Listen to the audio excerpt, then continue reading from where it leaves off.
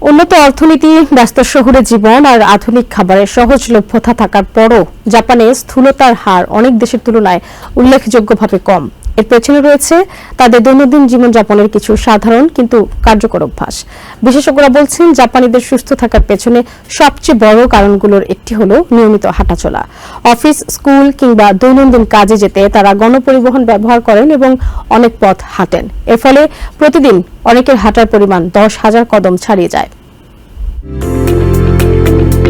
একটি পরিসংখ্যান হয়তো আপনাকে দ্বিতীয় ডোনারটি খাওয়ার আগে ভাবতে বাধ্য করবে। আমেরিকায় প্রায় 40% প্রাপ্তবয়স্ক মানুষ স্থূলতার সমস্যায় ভুগছেন, কিন্তু জাপানে এই হার আমেরিকার তুলনায় প্রায় 10 ভাগের 1 ভাগ। এর অর্থ এই নয় যে জাপানে অতিরিক্ত ওজনের মানুষ নেই, তবে অন্য অনেক দেশের তুলনায় তাদের সংখ্যা অনেক কম। মজার বিষয় হলো, বেশিরভাগ জাপানি নিয়মিত জিমেও যান না, বরং তারা দৈনন্দিন জীবনেই অনেক বেশি হাঁটাচলা করেন। টোকিওতে অনেক মানুষের গাড়ি নেই, ফলে তারা দিনে গড়ে 10,000 বা তার বেশি কদম হাঁটেন। এই স্বাস্থ্য সচেতনতা শুধু রাস্তা পর্যন্ত সীমাবদ্ধ নয়, অফিসেও এর চর্চা চলে। জাপানের টানিটা কর্পোরেশনের মতো অনেক প্রতিষ্ঠান কর্মীদের স্বাস্থ্যকে গুরুত্ব দেয়। এখানে সাধারণ অফিস মিটিংও হাঁটার সুযোগে পরিণত হয়।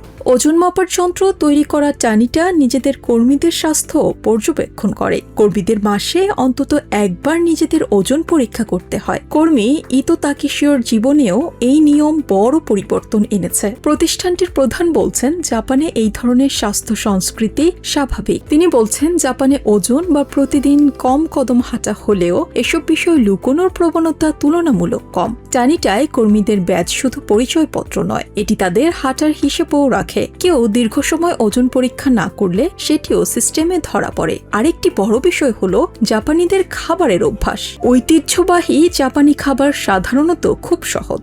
ভাত, মিসো স্যুপ এবং আচার জাতীয় সবজি। এসব ফার্মেন্টেড খাবার অন্ত্রের স্বাস্থ্যের জন্য উপকারী বলে মনে করা হয়। তবে জাপানে শুধু ঐতিহ্যবাহী খাবারই নেই। টোকিওতে ফাস্টফুড, পিৎজা, বার্গার কিংবা মিষ্টি খাবারেরও জনপ্রিয়তা বাড়ছে। কিন্তু পার্থক্য হলো, জাপানিরা সাধারণত এসব খাবার পরিমাণে কম খান।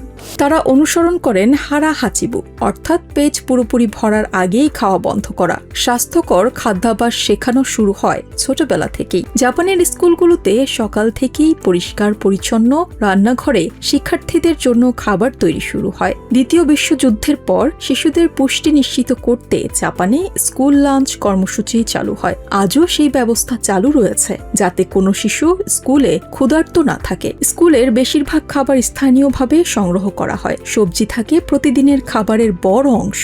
এখানে আলাদা ক্যাফেটেরিয়া নেই, শিক্ষার্থীরাই খাবার নিয়ে যায় এবং সবাইকে পরিবেশন করে।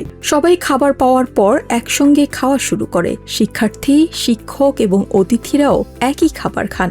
ভাত, সবজি, স্যুপ, প্রোটিন সব মিলিয়ে থাকে একটি ভারসাম্যপূর্ণ খাবার। শিশুরা শুধু খাবার খায় না, তারা শেখে কিভাবে সঠিকভাবে খেতে হয়।